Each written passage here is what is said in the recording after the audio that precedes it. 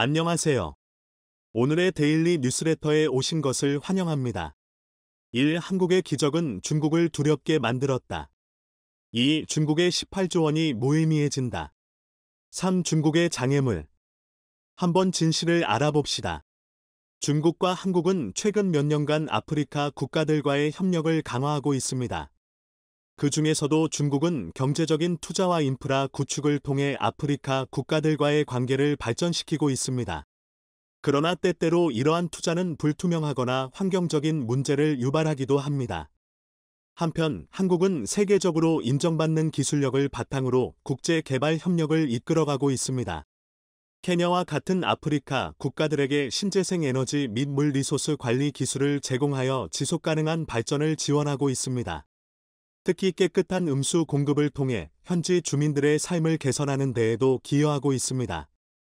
한국은 그동안 돈보다도 진심을 다해 케냐를 도와준 바 있습니다. 케냐에서는 가뭄 피해가 심각해 아이들이 물을 깃는 일이 일상입니다. 비다운 비가 내린 것은 4년 전이었는데 동아프리카 지역은 40여 년 만에 찾아온 역사상 최장 가뭄으로 상당수가 고통받고 있습니다. 아이들은 커다란 물통을 어깨에 이고 날마다 길게는 약 40km를 걷기도 했습니다. 말라버린 물을 찾아 지하 20m까지 파 내려가는 일도 허다합니다. 해당 작업에는 아이들 13명 이상이 동원되는데 다치는 일도 상당한 것으로 나타났습니다. 한국 정부가 유니세프와 협업해 케냐 곳곳에서 태양광을 활용한 지하수 개발을 진행했기 때문입니다. 올해 완공된 시설에서도 시간당 6세제곱미터에 이르는 지하수를 퍼 올리고 있습니다. 이로 인해 근처 마을 6곳 주민 1,400명이 깨끗한 물을 쓸 수 있게 됐다는 설명입니다. 현지 주민들은 과거에는 물이 생기면 낙타에게 가장 먼저 먹이고 그 다음엔 염소, 그리고 마지막으로 사람이 마셨는데 이제는 동시에 마실 수 있어 기쁘다는 반응을 보이기도 했습니다. 가뭄 때문에 떠났던 이들도 지하수가 개발되면서 다시 돌아오고 있는 상황입니다. 마을 이장은 신이 한국을 보내준 것 같다. 우리의 삶을 바꿨다. 미 감격스러워했습니다. 물을 구하느라 공부할 시간이 없던 아이들도 다시 교실로 불러 모으고 있습니다. 지금까지 19개 초등학교와 중학교 2곳에 물 공급 시스템이 연계돼 7,000명 이상의 학생들이 도움을 받고 있는 것으로 나타났습니다. 한국은 700만 달러의 예산을 투입해 99곳에 대한 시추 작업을 실시했습니다. 그리고 50개의 태양광 시설과 20개의 핸드펌프 등 71곳에 지하수 관점을 설치했습니다. 이로 인해 15만 명 이상에게 안전한 물을 전달하고 있는 중입니다. 예전에는 먼 곳에서 물을 가져와야 할 수인성 질병도 많았는데 이젠 깨끗한 물을 마실 수 있다며 고마워하고 있습니다. 아동들의 설사병 발병률 또한 기존 25%에서 5% 이하로 줄어든 것으로 나타났습니다. 케냐 나이로비 남쪽에 있는 종합병원도 한국의 지원으로 운영되고 있습니다. 1996년 가장 하급 의료기관인 진료소로 문을 열었지만 현지인들에게 치료를 잘한다는 소문이 나면서 종합병원으로까지 격상된 것입니다. 하루 내원 환자는 1,000명에 달하며 한국에선 전문 인력 파견이 이뤄지고 있습니다.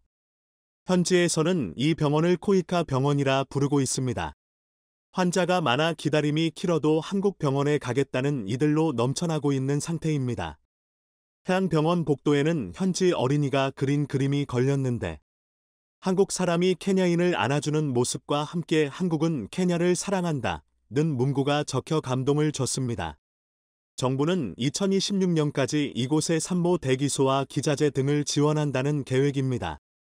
한국은 개인위생에 가장 밀접한 화장실 개선 문제에도 힘을 쏟고 있습니다.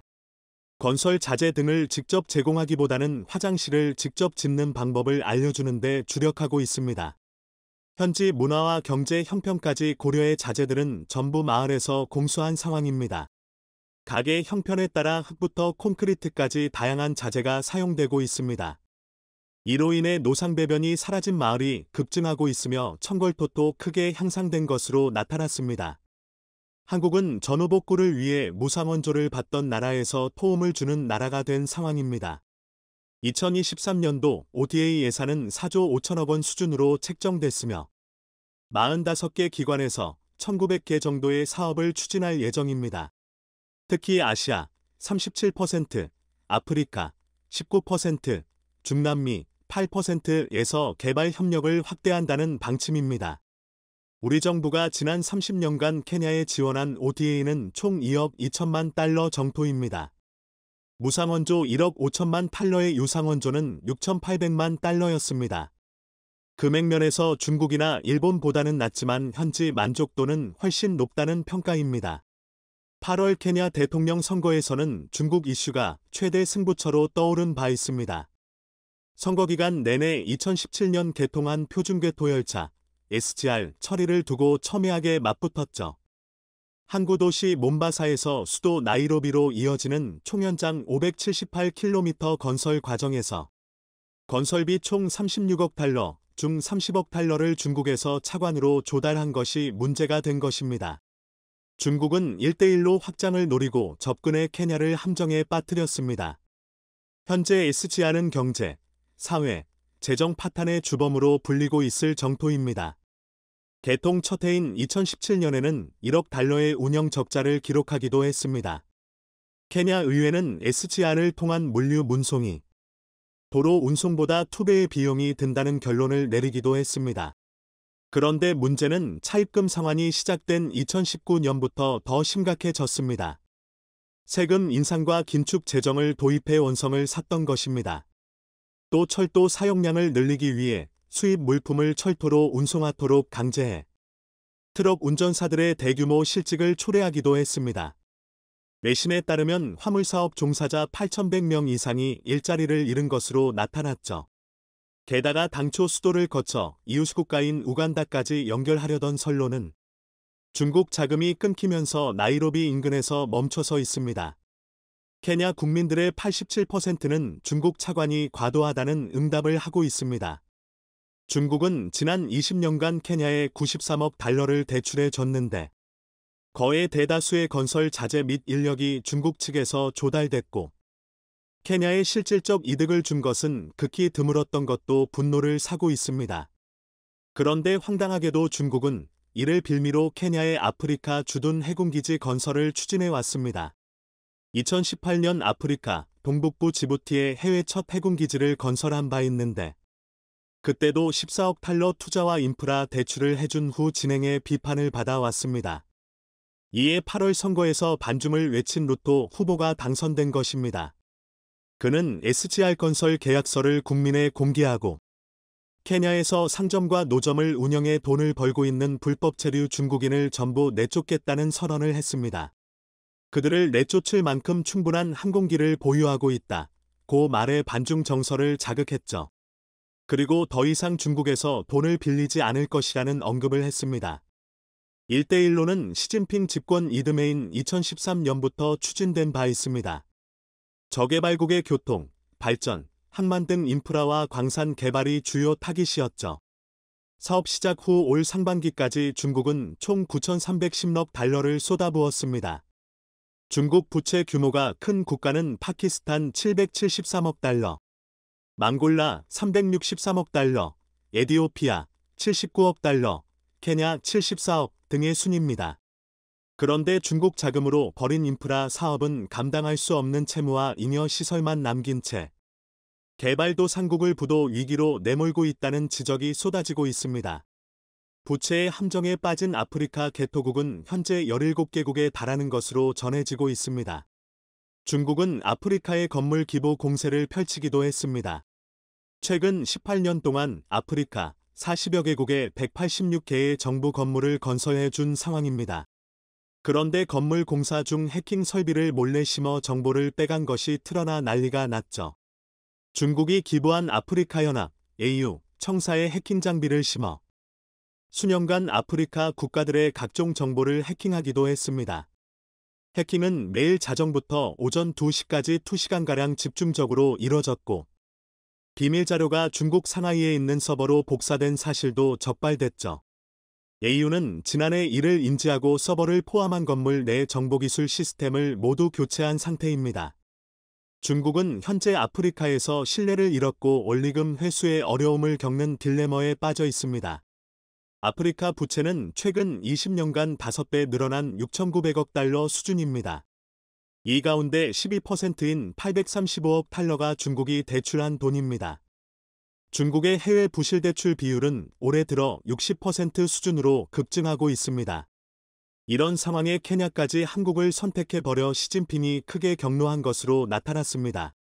루토 대통령은 아시아 첫 방문지로 한국을 선택했습니다. 케냐 대통령으로는 32년 만의 일이었죠. 이를 본 중국 언론들은 자신들이 쏟아 부은 돈이 무용지물이 됐다고 한탄하고 있습니다. 루토 대통령은 한국 방문을 마친 후 30년 전에는 케냐가 한국을 지원한 적이 있는데 이제는 한국이 세계 10위권의 경제 대국이 됐다며 놀라워했습니다. 그러면서 나는 지원을 요청하기 위해 한국에 갔고 그들은 관대했다. 곧또 언급했죠. 그리고 그는 수도 나이로비에 한국의 지능형 교통 시스템 도입 계획까지 시사했습니다. 한국이 단기간에 경제 강국으로 도약한 점을 배우고 싶다는 의지를 밝히면서 말입니다. 케냐 전 대통령도 30년 전에는 한국과 케냐가 같은 수준의 발전 단계였는데 한국은 이미 선진국에 진입한 반면 케냐는 오히려 퇴보했다며 케냐가 뒤처진 이유를 한국으로부터 배우고 싶다는 언급을 한 바 있습니다. 그만큼 케냐인들이 한국을 경제 발전의 모범 사례로 꼽고 있는 중입니다.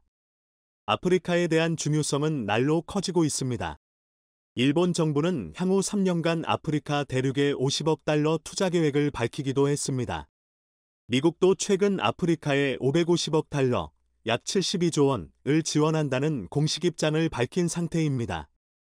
한국 또한 케냐와의 공적개발원조, OTA 사업을 대폭 확대하기로 했으며 기존 대비 3배 이상 늘어난 10억 달러 선을 도입시키려 하고 있습니다.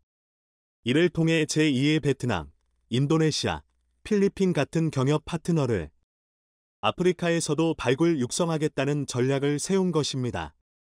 한국과 케냐, 진심을 다해 도와주고 서로 원활하는 관계가 되길 바랍니다. 낙후된 철도로 인해 엄청난 위기를 겪고 있는 한 나라가 한국의 도움으로 위기에서 벗어나려 하고 있어 화제입니다. 중국이 18조 원에 이르는 막대한 자금을 투입해 1대1로를 추진했던 곳이었는데 결국 중국을 버리고 모든 것을 한국에 맡기고 있어 시진핑마저 당혹스럽게 하고 있다는 분석입니다. 이에 중국은 모든 투자를 중단하며 분노를 표출하고 있습니다. 한국에게 운명을 맡겨버린 이집트. 어떤 일이 벌어지고 있는지 자세히 알아보겠습니다. 시진핑은 2016년 이집트로 나라가 20건이 넘는 계약을 체결한 바 있습니다. 140억 달러를 투입해 전력과 교통, 에너지 분야 등에서 1대1로 사업을 진행했던 것입니다. 이집트는 신행정 수도 건설과 수에즈 운하 프로젝트, 철도, 방산, 원전 등 중국이 군침을 흘릴 내용을 상당수 추진하고 있었습니다. 이집트는 아프리카와 중동을 연결하는 길목에 위치한 만큼 1대1로를 완성하려는 중국에게도 상당히 중요한 곳입니다. 1대1로는 2013년부터 시진핑이 추진해왔던 인프라 투자 프로젝트인데 아시아와 유럽, 아프리카 등 70개국 이상의 도로, 철도, 해상 인프라를 연결해 새로운 실크로드를 만든다는 구상입니다. 중국이 투자한 전 세계 프로젝트는 1,500개 이상으로 그 가치는 1조 9천억 달러 이상으로 평가받고 있습니다. 그 중에서도 핵심으로 꼽히고 있는 지역은 바로 아프리카와 중동입니다. 중국은 1956년 이집트와 수교하면서 해당 지역 외교에 첫 발을 디딘 바 있습니다. 그 후 아프리카 50개 국가와 수교를 하며 세력을 키워왔습니다.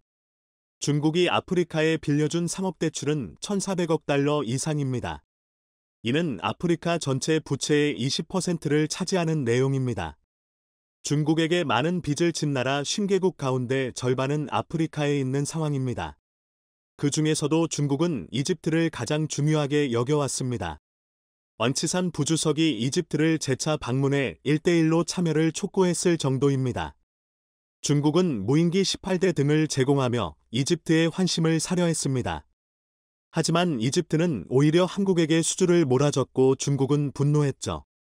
최근 월스트리트 저널은 중국이 1대1로 사업을 대폭 수정 중이라는 소식을 내보낸 바 있습니다. 전 세계에 1조 달러 이상을 투입했으나 빚의 무덤으로 만들었다는 비난과 함께 일부 국가가 사환 불능에 빠지면서 사업에 차질이 생겼다는 것입니다. 상반기 중국의 1대1로 투자액은 2019년과 비교해 40%나 줄어든 상태입니다. 크게 문제를 일으킨 러시아와 대외부채로 디폴트 사태에 빠진 스리랑카의 투자를 중단했으며 이집트에 대해서는 또 다른 이유로 투자를 멈춰버려 외신들의 집중 조명을 받기도 했습니다. 이집트가 중국보다 한국을 선호하는 모습을 보였기 때문이라는 설명입니다. 중국은 광산과 철도 건설 프로젝트에 자금을 주로 지원해 온 바 있습니다. 하지만 이로 인한 중국에 대한 평가는 크게 나빠져 있습니다. 중국이 에티오피아와 케냐에 지은 철도는 예상보다 이용률이 낮아 빚만 쌓였고 기존 고속도로 문제도 해결해주지 않아 불만이 폭주하고 있습니다. 게다가 현지에서 운영을 맡은 중국 직원 3명이 티켓값을 조작한 사실이 발각돼 난리가 나기도 했습니다. 이들은 수사관에게 뇌물을 주고 무마하려다 체포돼 버렸죠. 중국은 필요하지도 않은 곳에 억지로 철도를 설치하게 한 후 부채의 함정에 빠지게 했고 비싸게 티켓 값을 받아 이익을 챙기려 했지만 모든 게 들통난 것입니다. 중국은 이집트 철도 사업에도 뛰어들었으나 진정성에 의심을 받고 있습니다. 작년 4월 중국 매체들은 수에즈 운하 좌초 사태를 이용해 1대1로 철도 운송망을 띄우자고 주장했으며 이는 이집트의 큰 반발을 사기도 했습니다.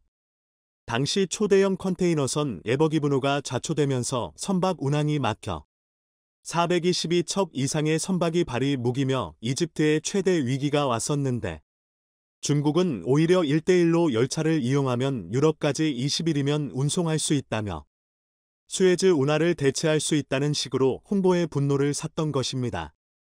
이집트의 열차 이용객은 매년 5억 명에 달합니다. 너무나 오래된 탓에 유지보수가 제대로 되지 않아 열차 사고가 끊이질 않고 있습니다. 지난 15년 동안 크고 작은 열차 사고가 매년 1,000여 건 이상 발생했을 정도입니다. 2017년에도 열차 2대가 충돌해 수십 명이 사망하는 사고가 있었고 작년에도 곳곳에서 열차가 탈선해 이용객들이 수시로 발이 무기기도 했습니다. 이집트는 철도 현대화 사업을 2009년부터 3단계로 추진 중이며 최우선 국책 사업으로 꼽고 있습니다. LCC 대통령은 열차 추돌 사고가 잇따르자 전역에서 철도 시스템 점검을 지시했고 낙후된 시스템을 개선하는데 약 15조 원 정도가 필요하다고 언급하기도 했습니다. 이에 가장 먼저 협력을 타진했던 곳은 한국현대로템이었습니다. 최근에도 현대로템은 6억 5천만 달러 상당의 이집트 지하철 입찰에서 승리한 바 있습니다. 중국 CRRC과 스페인 업체를 제치고 당당히 수주 계약을 따낸 것입니다. 여건이 완비된 320량을 공급할 예정으로 전동차 총 40대 분량을 말입니다. 해당 지하철은 2, 3호선에서 운영되며 매일 약 300만 명의 승객을 수송할 수 있습니다. 2028년까지 납품이 예정되어 있으며 그 후 8년간 유지보수도 담당할 계획입니다. 현지 업체 내릭과 전략적 협력 관계를 통해 수주한 것으로 현대로템 지분은 전체 사업 규모의 86% 정도입니다. 현대로템은 철도 차량 제작 기술 이전도 함께 추진하고 있습니다. 수에즈 운하 공업단지 개발에 역량을 집중하고 있는 이집트는 이번 협력으로 공업단지 내 공장 건설과 현지화 모두를 추진할 수 있게 됐다며 만족감을 드러내고 있습니다. 해외 진출 기회가 열린 철도 관련 국내 기업 또한 100여 개에 달하며 향후 수출 파급 효과는 약 3천억 원에 이를 것으로 전망되는 상황입니다. 그리고 고용 유발 효과도 약 5천 명으로 추산되고 있습니다. 현대로템은 오래전부터 이집트에 전동차를 공급하며 신뢰를 쌓아왔습니다. 2012년 카이로 1호선에 전동차 180량 공급 계약을 시작으로 2017년에는 3호선에 전동차 256량을 공급했고 2020년에는 2호선에 약 48량 계약을 체결하기도 했습니다. 지난 10년간 카이로 1에서 3호선에 전동차 484량을 수주해왔던 것입니다. 이는 열차 성능이 우수할 뿐 아니라 중국처럼 꼼수를 쓰지 않아 지속적 계약이 이루어졌다는 설명입니다. 카이로 시민들 또한 일부러 현대로템 열차를 타기 위해 차량을 기다려가며 탑승하는 것으로 나타났습니다. 쾌적한 환경과 더위를 이길 수 있는 에어컨 시설이 그들을 만족시켰던 것입니다. 카이로 전동차는 시속 80km로 운행되고 편성당 약 1740명이 탑승할 수 있습니다. 50도에 가까운 더위를 이길 수 있게 에어컨이 장착돼 높은 인기를 끌고 있는 상태입니다. 현대로템은 1억 1천만 달러 규모의 철도 신호 현대화 사업을 수주하기도 했습니다. 국내 기업이 자체 개발로 구축한 우리 기술이 수출되고 있는 것입니다. 이로 인해 이집트 열차 사고율이 큰 폭으로 줄고 있으며 한국 기술의 우수성이 또다시 입증되고 있습니다. 한국수출입은행과 대외협력기금, EDCF 또한 자금 지원에 나섰는데 이집트 철도 현대화 사업에 3억 1천만 달러를 지원하기도 했습니다. 해당 자금은 룩소르에서 하이뎀에 이르는 이집트 남부 224km 구간에 투입됐고 마지막 구간의 현대화 작업이 끝나면 12년간의 공사가 마무리될 예정입니다. 1850년대에 개통된 탓에 운행 속도가 느리며 안전사고가 자주 발생하던 지역인데다 이집트 주요 관광지가 밀집되어 있고 나일강 하류에서 생산되는 각종 농산물의 물류 이동에 중요하다는 점에서 그들은 한국에 감사를 표하고 있습니다. 이집트 터널청장은 현대로템과 협력하는 이유에 대해 현지화에 적극적이고 고객 만족도가 상당하기 때문이라는 설명을 했습니다. 이집트는 지역 산업 현지화 비율을 6년 후 75%까지 확대한다는 전략인데 한국 기업은 계약 내용을 착실히 이행하기로 소문나 다양한 사업에서 협력을 타진해 오고 있습니다. 이집트의 신행정 수도 건설에서도 한국 기업의 기회로 다가오고 있습니다. 현재 이집트 인구 1억 명 가운데 2천만 명이 카이로에 살고 있는데 얼핏 보면 인구 집중도에서 한국과 큰 차이가 없는 듯 보이지만 현지에서 직접 체감하는 부작용은 상상 이상입니다. 도로, 상하수도, 공원 등 기본 인프라가 제대로 갖춰지지 않아 도시 자체가 굉장히 낙후돼 있습니다. 주민들은 늙고 병든 카이로를 개선할 수 없다며 신도시가 필요하다고 입을 모으고 있습니다. 이에 시시 대통령이 2015년 신행정 수도 NAC 프로젝트를 발표했죠. 여기에 54조 원을 투자하겠다는 계획입니다. 다 지어질 경우 2050년이면 총 4천만 명이 거주할 것으로 예상하고 있습니다. 이집트 주요 수입원인 수에즈 운하 건설과 비교될 정도로 큰 사업이며 현대로템은 이와 관련된 철도 사업을 따낼 가능성이 높아진 상태입니다. 이집트 재무장관이 한국 대사를 찾아 협력을 촉구하기도 했습니다. 이는 현대로템의 실적 향상으로도 이어지고 있습니다. 현대로템 사업은 크게 철도, 방산, 플랜트로 나뉘는데 작년 신규 수주액 3조 4천억 원 중 철도는 2조 1천억 원에 달했습니다. 그리고 최근 동력 분산식 전기열차를 개발해 내 열차 수출 가능성이 더욱 높아지고 있습니다. 동력 분산식은 동력장치가 차량마다 아래쪽에 분산 배치돼 있어 가속과 감속이 뛰어나 역내 거리가 짧은 환경에도 효율적으로 운용할 수 있는 열차입니다. 현대로템은 지난달 말 동력 분산식 고속열차를 국내에서 처음으로 생산해냈죠. 2달 동안 18만 km의 시운전을 거쳐 최종 성능 점검을 받을 예정입니다. 이를 바탕으로 모두 180량 규모로 도입을 추진하는 터키와 태국 고속철 사업을 포함해 추가로 100량 발주를 추진하고 있는 이집트 고속철 사업에도 참여하기로 한 상태입니다. 현대로템의 영업이익은 2019년까지 대규모 적자였다가 빠르게 흑자로 돌아섰고 2024년에는 3천억 원 선까지 올라간다는 것을 알 수 있습니다. 철도 사업 해외 수주 확대로 적자에서 벗어나 고속질주에 시동을 걸고 있는 것입니다. 현대로템 사장은 전차와 열차로 위기에서 벗어났다는 언급을 했습니다. 8월 폴란드와 맺은 K2 전차 1000대분 수출 계약도 큰 힘이 된 상태입니다. 게다가 한국산 무기를 선호하는 이집트에서도 K2 흑표 도입에 관심을 보이고 있습니다. 올 2월 국산 K9 자주포를 도입하기로 하며 2조 원대 수출 계약을 맺은 바 있고 FA-50 전투기에 이어 KA-1 훈련기 도입을 검토했을 만큼 가능성이 높다는 분석입니다. 8월 공군 블랙이글스 팀이 세계 최초로 이집트 피라미드 상공을 날아 FA-50 경공격기에 대한 수출 전망은 한층 밝아져 있습니다. 이집트의 고등훈련기 사업은 2023년 기종 선정을 목표로 절차가 진행 중입니다. KAI는 이집트에서 FA-50 전투기 최대 100대 판매를 기대하고 있습니다. 그리고 최근에는 3조 원 규모의 원전 건설 프로젝트를 한국에 맡겨 놀라움을 주기도 했습니다. 2009년 UAE 바라카 원전 이후 13년 만에 이뤄낸 대규모 원전 수출이었죠. 이집트가 방산 및 철도에 이어 원전 사업까지 한국을 파트너로 삼게 된 배경에는 한국의 발전상을 롤모델로 삼은 이집트 정부의 강력한 의지가 있었다는 분석입니다. 이집트는 우리나라의 제1위 아프리카 수출국으로 경제 규모나 인구, 지정학적 위치를 고려하면 협력 필요성이 매우 큰 국가로 부각돼 있습니다. 미래를 모두 한국에 맡기고 있는 이집트. 꾸준한 협력으로 공동 번영해 나가길 바랍니다. 미국의 반도체 봉쇄에 중국이 히토류카트를 꺼내들자 관련국이 크게 긴장하고 있습니다. 특히 이는 미국에 동조한 일본의 수출 규제 발표 후 나온 내용이다. 사실상 일본을 타겟으로 했다는 이야기도 있습니다. 그런데 한국이 중국의 히토류카트를 무력화시키고 있어 화제입니다. 중국 언론마저 경악하고 있는데 무슨 일이 발생했는지 자세히 알아보겠습니다. 일본은 최근 첨단 반도체 장비 23개 품목에 대해 수출 중단 발표를 한 바 있습니다. 사실상 중국을 타겟으로 반도체 핵심 장비 수출물 막기로 한 것입니다.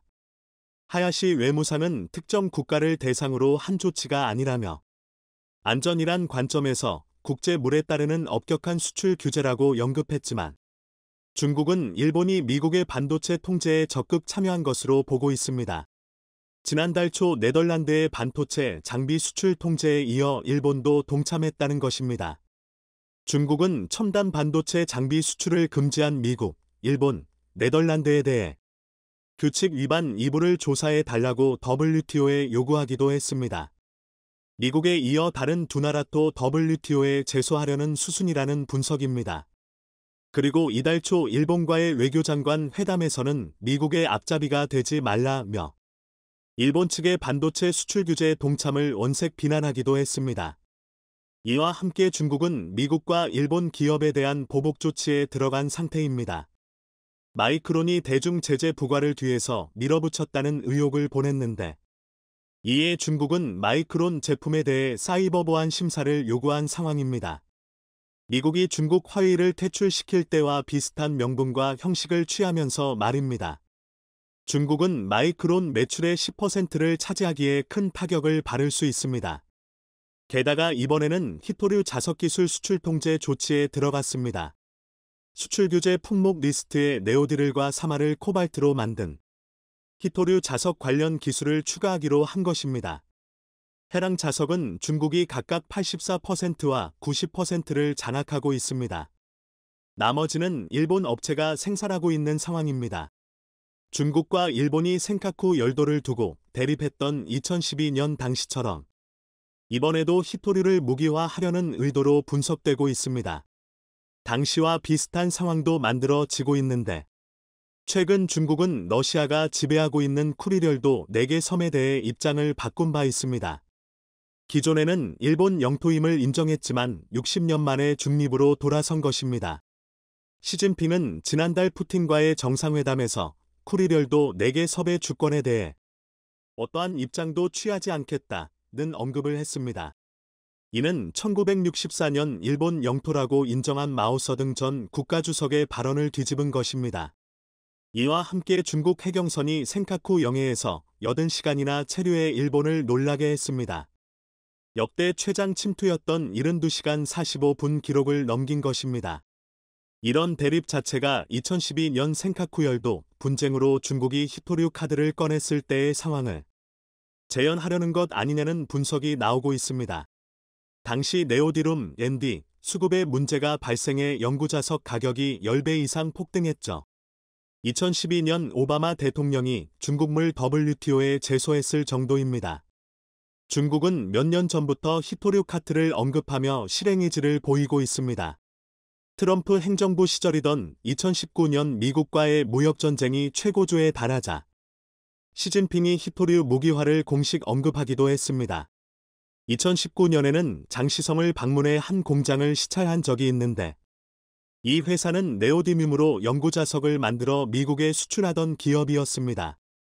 그리고 2021년엔 히토류 국유기업 3곳 등을 통합해 중국 히토그룹을 출범시켰죠. 히토류 생산량의 70%를 한 회사로 몰아 시장 지배력을 높인 것입니다. 중국은 전 세계 히토류 매장량의 23%에 불과하지만 생산의 70%를 차지하는 이유는 히토류 추출 과정에서 엄청난 공해물질이 발생해 미국과 호주 등 주요국들이 생산을 중단했기 때문입니다. 히토류 1톤을 처리하는 데는 최대 2천론의 유독성 폐기물이 나옵니다. 미국이 1980년대 중반까지 히토류 산업을 지배했다면 2000년대 이후 중국이 전 세계의 97%를 장악했던 것을 볼 수 있습니다.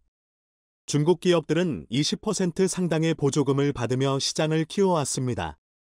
미국은 히토류의 80%를 중국에서 수입하고 있습니다. 60% 정도는 촉매제로 사용하며 15%는 유리 렌즈용으로 쓰고 있는데 문제는 각종 첨단 무기 제조에도 사용된다는 것입니다. F-35 전투기 한 대 생산에는 히토류 400kg 이상이 필요합니다. 이에 미국은 중국의 히토류 제한을 우려해왔습니다. 유럽연합 또한 공급의 98%를 중국에서 받고 있어 긴장을 나타내긴 마찬가지입니다. 현재 네오디뮴 자석은 톤당 19만 1천 달러의 거래가 형성돼 있습니다. 중국의 히토류 카드로 사상외고치 가격을 경신했던 상황입니다. 이에 세계 각국은 히토류 수입 의존도를 낮추기 위해 안간힘을 쓰고 있습니다. 그동안은 미국에서 채굴한 히토류를 우선 중국에 보낸 뒤 재련해 다시 일본이 수입해 오는 방식이었지만 이제는 중국물 배제하기로 한 것입니다. 일본 정부 또한 중국의 히토류 자석 가공기술 수출 금지 내용을 알고 있다며 중국의 통행을 면밀히 관찰하고 있는 상태입니다. 이유도 원자재 수입 다변화를 위한 대책 마련에 나서고 있습니다.